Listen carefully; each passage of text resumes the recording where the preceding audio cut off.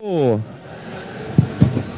Dann bitte ich mal um einen ganz großen Applaus für Mr. Eric Flannum. How are you doing, Eric? Oh, I'm tired. Why is But that? good.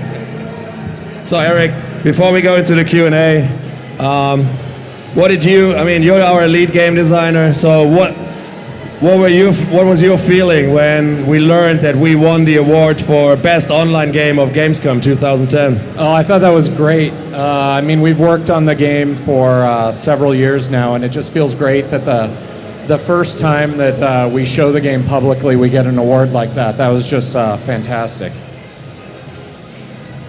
So, I came prepared. Okay. We picked the forums. And came up with a whole bunch of questions that we read there. Pretty sure many people here have the same questions. So, one of them, the first one is, will there be profession-specific armors? Oh, will there be profession-specific armors? So, right now, there are no profession-specific armors, but professions are divided between light, medium, and heavy. It may be the case that we might do some. Some of the armors definitely look like they belong to particular professions, but we don't restrict them. So there are definitely some great necromancer armors, some great elementalist armors, but we let any of the light professions wear them. Another one is we talked about that the different races will have so-called racial skills. Can you talk about how many there will be, and can you give us an example in how much those racial skills will affect the build? Yeah, so each race has about 10 to 12 skills that they provide, and they can affect the build quite a bit. Our philosophy when designing the racial skills is that we want them to be able to give a little bit more diversity to some professions and give a lot of flavor, but we don't necessarily want them to be better than any of the profession skills, because we don't want to make it so that, say, an Asura is the best elementalist or that a Norn is the best warrior. So basically, the racial skills are flavor, and no race will have an advantage over another race just because of their racial skills. Yeah. And one thing about weapon skills, it's like if a player equips a weapon, does he automatically know, in quotation marks, all weapon-related skills once they equip it, or do they have to be learned? So a player will always know a few skills with every weapon, right, from when they pick it up, but they will have to learn all of the other skills. So it is true, you can even learn skills, though, before you pick up a weapon. So if you want to, you can go to a skill trainer and buy the skills, learn the skills, so you have them when you find that weapon. Can you talk a little bit about attributes and if they can be respec'd between battles like weapons and feats?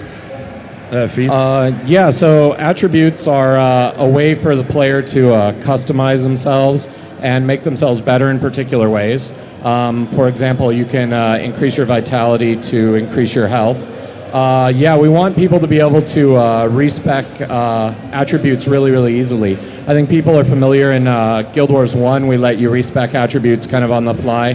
And we'll continue that in Guild Wars 2. We haven't implemented it yet, so on the floor right now you can't do that, but you will be able to respec attributes quite easily. I'm pretty sure that will be a relief for many players who think like, oh my god, I might just skip my character and will not be able to do anything. We talked about that PvE and PvP skills for the game will be balanced separately. Yeah. What about World versus World, which is like an open format? Will they use PvE or PvP version of skills? So the current plan is to have World versus World use the PvE version of the skills, because in World versus World you take your PvE character and you remain unchanged. You can gain experience through in World versus World and level your character up in it. So we didn't want to change your skills. If we need to, though, we can eventually balance skills differently in World versus World than PvE if we find the need to do that. And another question that I have from the forums is, will there be a hard mode for players who love to the extra PvE challenge like in Guild Wars 1? And if there will be a hard mode in Guild Wars 2, how will you activate it? So there is no official hard mode the way we have it in Guild Wars 1. But for players who want a bit of an extra challenge, they can always fight things that are above their level. And then we haven't talked too much about this, but our dungeons are content that we'll have that are designed to be very, very difficult and very, very difficult for a group of players. They'll require a lot of coordination with players, and they will have modes in them that are very repeatable. So players will not get tired of replaying our dungeons over and over. So we also ask our fans on Twitter to send in some questions. So I have a tweet from user Peter Chan, and he wants to know, since people don't have to party to fight the same monsters, what are the benefits of partying? Well, that's a good question. So since we're not showing partying on the floor, people haven't been able to see this. But so everybody remembers being able to draw and ping on the mini-map in Guild Wars 1. And when you're in a party, you'll be able to draw on the map and your party members will be able to see you. You know, we don't want everybody to see that because people draw some pretty questionable things. So, you know, we want to be able to kick people out of their party or say, hey, stop that if somebody's being obnoxious with it. So the main thing about being in a party with people is it provides communication. You can see where your party members are at. You can see where their health is at. You can coordinate by pinging on the minimap. You know, we'll have target calling and control click like we did in Guild Wars, where you can give easy messages to party members. So partying is really a communication tool. And a question from user Sean. He asked, what qualities of Guild Wars 1 have you carried into Guild Wars 2? So if we loved Guild Wars 1, what will we love in the second game? Well, that's a really good question. Guild Wars 2 is definitely a very different game from Guild Wars 1. But a lot of the same things that drove us to make Guild Wars 1 are also true in Guild Wars 2. So in Guild Wars 1, we wanted to tell a story that was very important to us. And I think we've taken it to the next level with Guild Wars 2, where your story is now personalized to you. And the decisions that you make during the story can affect the outcome of the narrative later. We also had an anti-grind philosophy in Guild Wars 1, and we've carried that over in Guild Wars 2. You know, a lot of people, I think, when we announced that our level cap was 80, thought that was maybe an indication that we had changed that philosophy, but we haven't. So we regard level as just being a good progress marker. And so our level curve actually flattens out very, very quickly. And so you don't have to grind a lot in Guild Wars 2. We really, don't want people to feel like the game only starts when you reach max level.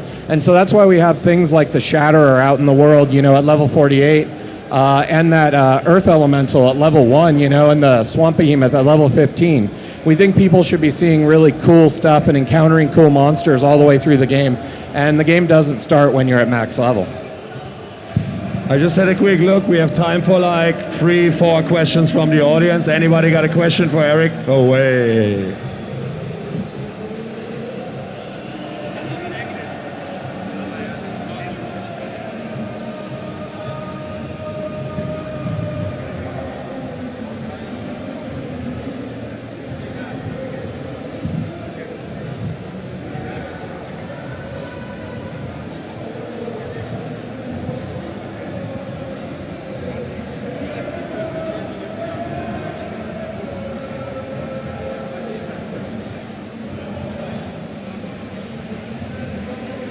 So the question was, will we have some form of 3D map navigation, right?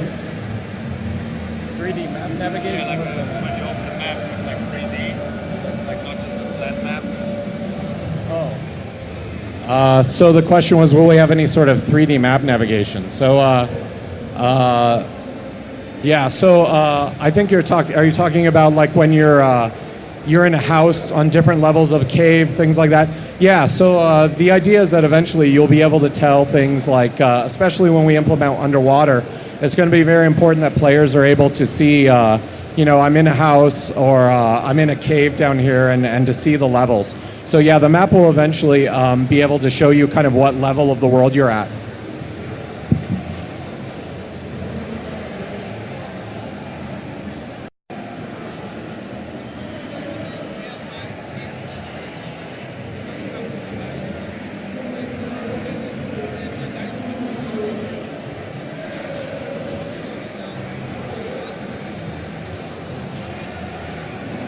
So, hey, can you turn up my mic a little bit, please?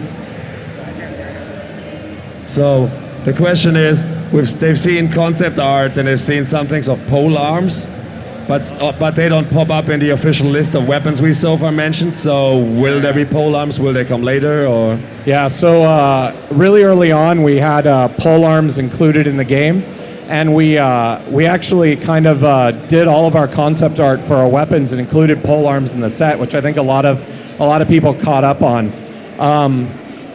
Pole arms unfortunately didn't make it into the final cut of the game, and so we won't have them on release, but you never know, they might make an appearance later on.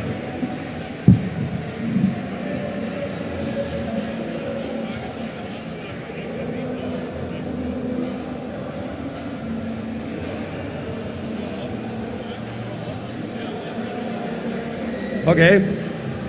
He just wants to know if we will do an open and or closed beta. He doesn't even want to know when. Okay, well, whether or not we're going to do an open or closed beta, we'll definitely be doing an open beta and we'll definitely be doing a closed beta. We don't have any announcement on what time we'll do those things at. The answer for when we'll do that is sort of similar to when we'll release the game. When we started making the game, we had the goal of making the best MMO ever made. And that was a goal that we set for ourselves.